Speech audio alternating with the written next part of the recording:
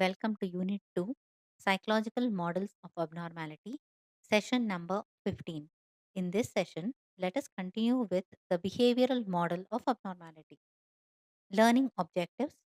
First, to understand learning of rules, learning through imitation, understanding the types of reinforcers, that is primary and secondary, understanding the two types of reinforcement, positive and negative reinforcement, understanding punishment. Session outcomes. Knowledge of learning by imitation and learning of rules, knowledge of the types of reinforcers, types of reinforcement, and also the concept of punishment. Let us start our discussion about learning of rules. Most of the rules and regulations are internalized mainly through the method of imitation rather than trial and error learning. We learn certain rules by looking at others follow the same rules. This is what is called as learning by imitation. For example, in swimming, many times children learn to dive by looking at their coach who will demonstrate the same. They will learn to do the same by observing or by imitating the performance of their coach. Next slide. This learning by imitation is also called as modeling. Modeling is another important form of learning rules. Shaping, that is, reinforcing successive approximation, also indicates, or rather, also helps in learning of rules. Next slide. Thus, whenever we talk of learning of rules, many times it so happens that verbal reinforcement or verbal expressions becomes unimportant.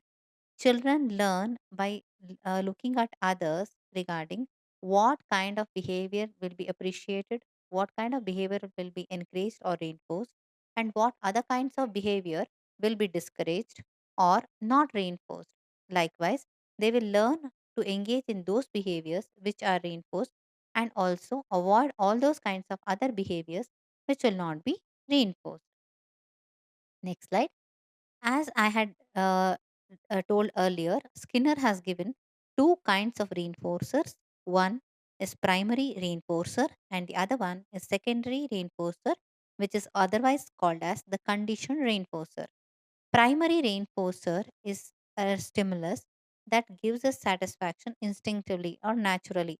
For example, a person who is very hungry, if food is offered to him, then food is a primary reinforcer.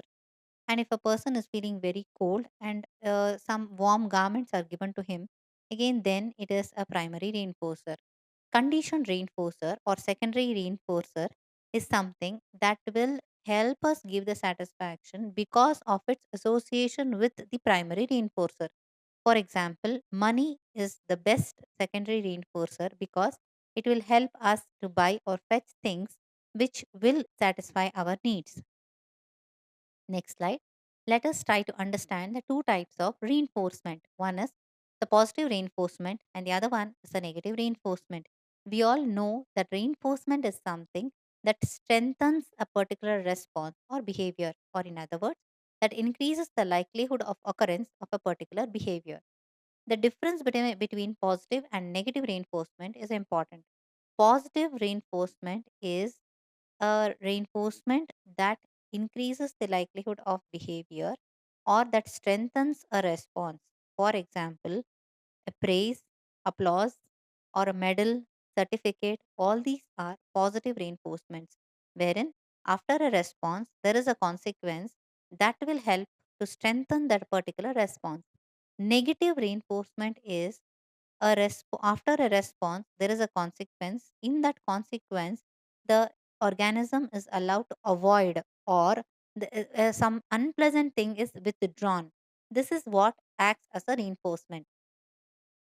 Negative reinforcement, we all have to remember that there is an avoidance or withdrawal of something that is unpleasant, which will reinforce the particular response. Next slide. It is also important for us to understand the importance of punishment. Punishment means administration of an aversive stimulus that will decrease the likelihood of a particular behavior. This punishment helps to decrease the likelihood of the behavior. That is what is important thing here. What is the difference between reinforcement and punishment?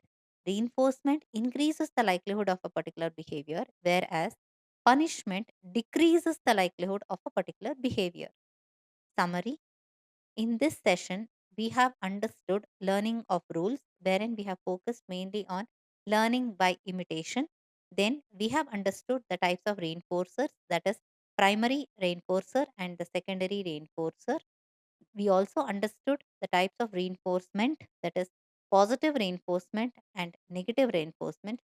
We also understood the meaning of punishment. Thank you.